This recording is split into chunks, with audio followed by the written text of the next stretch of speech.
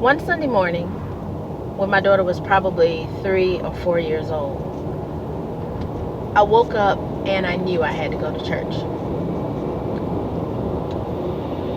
I'd been arguing with my mom because my daughter's father wasn't doing what he was supposed to do. And I had been arguing with my daughter's father because our relationship was pretty much over.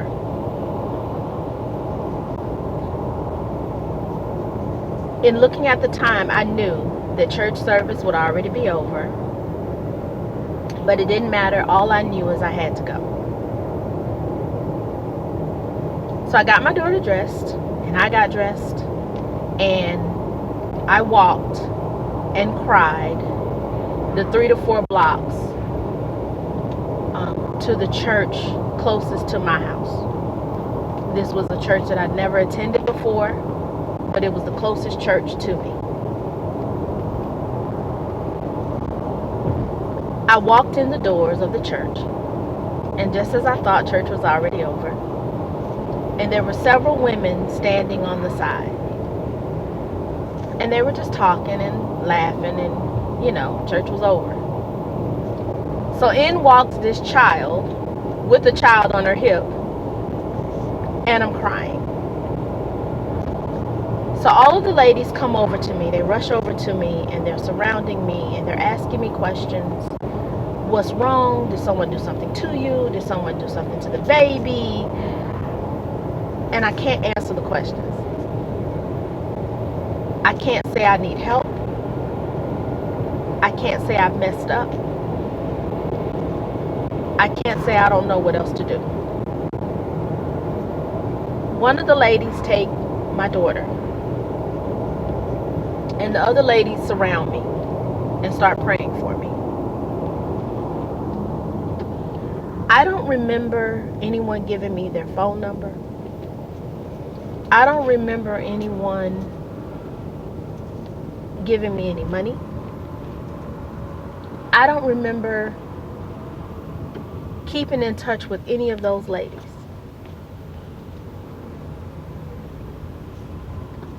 Prior to that, I'd been working. But the company that I was working for had decided that they were going to close their Atlanta branch. They'd given me time to look for another job because they knew I was a teen mom.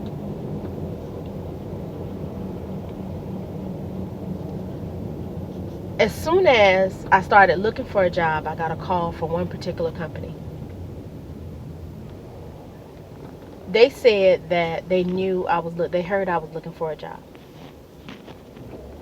And I hadn't applied for the company, and I hadn't really applied for anything at the time, so I didn't know how they knew that. So I went in pretty much thinking that I had the job because, they called me, right? I didn't call them. Well, I went in for the interview, and they sent me a letter basically telling me that I wasn't a good fit for the job. By that time, the company that I was working for had already closed their doors. I had no other options when it came to making money, generating income. So then I had to start looking for another job. So the argument that I was having between my mom and my daughter's father was all about money. My daughter needed things, and my mother felt like my daughter's father should do it, should pay for it. My daughter needed things, and my daughter's father felt like I should make our relationship a priority. And if I wasn't going to make it a priority, he wasn't going to help me with my daughter. After I went to that church, the company called me back. I told them that they must have made a mistake. They'd already interviewed for one of the jobs, and I never got, they told me I wasn't a good match for it, so they must have made a mistake in calling me again. The company said that was for that position. They had another position they wanted me to interview for.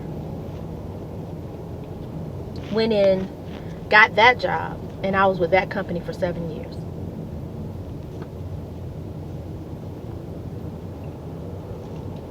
What I want to talk about, or what I want to share, is when you obtain a corporate position out of desperation or out of survival.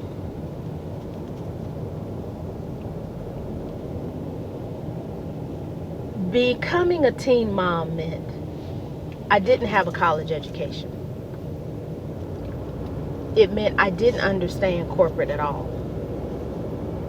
I didn't understand corporate politics. I didn't understand corporate dress code. I didn't understand the corporate ladder. I didn't understand anything. All I knew is that I needed to keep a job so that I could take care of my daughter. She needed insurance. She needed diapers. She needed food. I needed to contribute to my mom's household, our household, because my mom was helping me tremendously in taking care of my daughter. So I needed to be able to support my mom in her supporting myself and my daughter.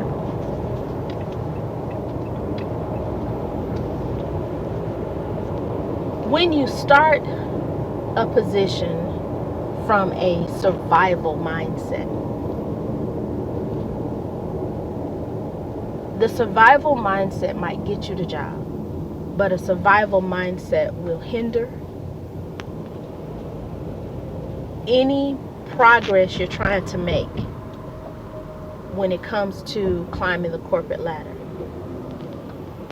There's a lot of residue that comes along with a survival mentality, with a desperation mentality.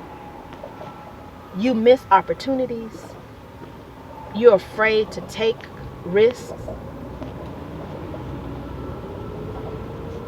And you don't move or advance as fast as you could had you switched your mindset early on in your career.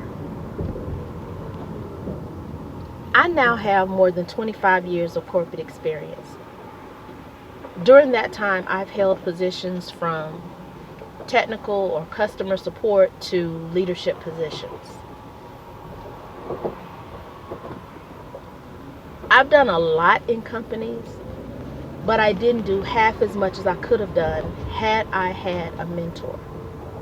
Had someone gave me the blueprint, a big picture.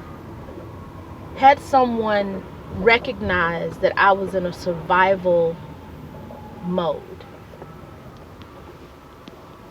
When I interviewed for the company that I'm with right now, one manager interviewed me, but he had to get the sign off for another manager, or by another manager. The other manager came in, or his manager came in and asked me one question. And the question was, where do you see yourself in 5 years? And I stalled. It wasn't the first time I'd been asked that question. And it wasn't that I didn't have an answer to that question. The problem was, my answer to that question had nothing to do with that company. So I stuttered and fumbled through the answer. He kind of laughed and walked out of the office. I got that job, thank God. But now I realize how all I was thinking about was providing for my daughter. I had no 5-year goal outside of providing for my daughter. I didn't understand how to move around in corporate. I didn't know I needed to know how to understand how to move around in corporate. To say I've never had mentors would be a lie. I've had mentors by the grace of God. Women and men have poured into my life and given me information when it was needed. You don't know what you don't know. People can give you information all day long, but if you're if your perspective is kind of skewed, if you're not seeing clearly, or you have these fears that are really behind all of your actions, no one can help you with that. I know where that is, or I know how that feels because I've been there. I know how it feels to do everything out of fear of losing your job. I know what it feels like to second guess every decision out of fear of losing your job. I know what it feels like not to reach for the next rung on the ladder, not apply for positions, not have conversations with people that are in position to help you advance. I know what it's like not to trust anybody because you're trying to take care of your responsibilities. I help those women. Those are the women I want to help. I want to blow up their perspective of their careers. I want to show them what they have, what's available if they just think, what if? The lean in movement and the why aren't more women in leadership conversations have a lot to do with our ability to move around in corporate. It has a lot to do with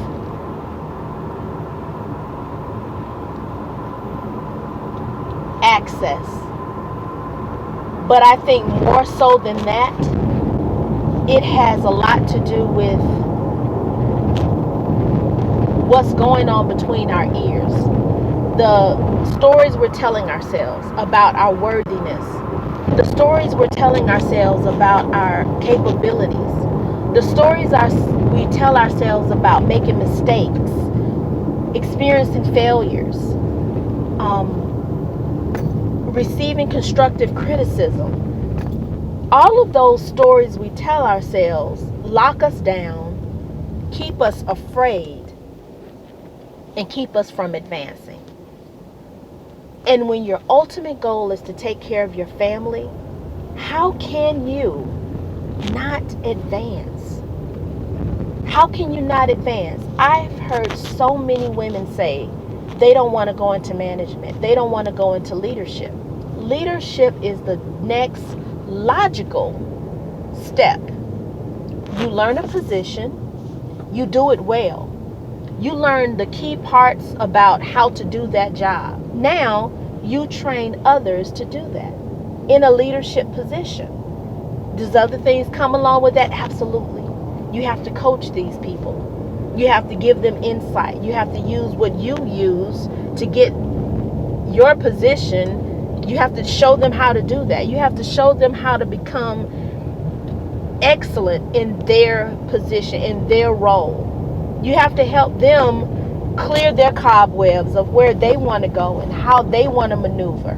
You have to help them realize their dreams. Again, are there politics involved in that? Yes. Are there do's and don'ts, and you have to talk to other people and get the buy-in of other people, and you have to sell your employees, and you have to, yes. But that's part of your growth. That's part of your journey. There are women that are managing whole households by themselves. They're making sure their kids are taken care of. They're making sure their kids eat. The roof is over their heads. They're paying all of the bills in the household. They're paying car notes. They're making sure their kids can be involved in different activities at school, outside of school. They are working with teachers. They're going to parent-teacher conferences. They're going to award shows at the school. They're going to the Christmas shows, the Halloween parties. They're going to Valentine's Day parties, and they're doing all of that all of that, and they go into corporate and act like they have no power at all. They go into corporate. There are women that go into corporate every single day and play extremely, extremely small, because they're basing their entire existence on keeping a job. They've discounted what they do every single day, the leaders that they are everywhere else in their lives, the power that they have to influence. They're juggling multiple balls every single day, but they walk into corporate and they play small. That's all about what we're telling ourselves. It's all about the narrative going on between our ears.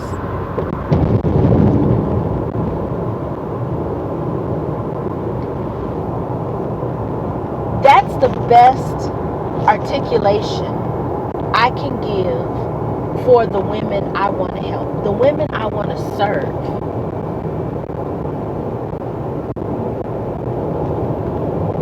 If you could share this video with any woman that you know that started her career, or that is starting her corporate career, feeling like she's behind the 8 ball because she doesn't have a college education, because she doesn't have all of the things that she's told herself that she has to have in order to be able to maintain this position and advance to the next position. If you know of any woman that has not thought about leading a corporation, advance it to that level. If you know of any woman that doesn't know what she wants to do, all she knows is she has to take care of her child, her children, her household, her responsibilities, I've been there. Please share this video with her. Please share this video with her. I want us to be connected. I want to create a conversation about it. I want to expand her viewpoint, her perspective on herself, on her power, on her abilities. There is nothing, no doors are locked to you that are your doors. You stop you. We stop ourselves. We place extremely small when we're so very powerful. Thank you so much for listening. And I would so appreciate it if you would share this video. Have an expected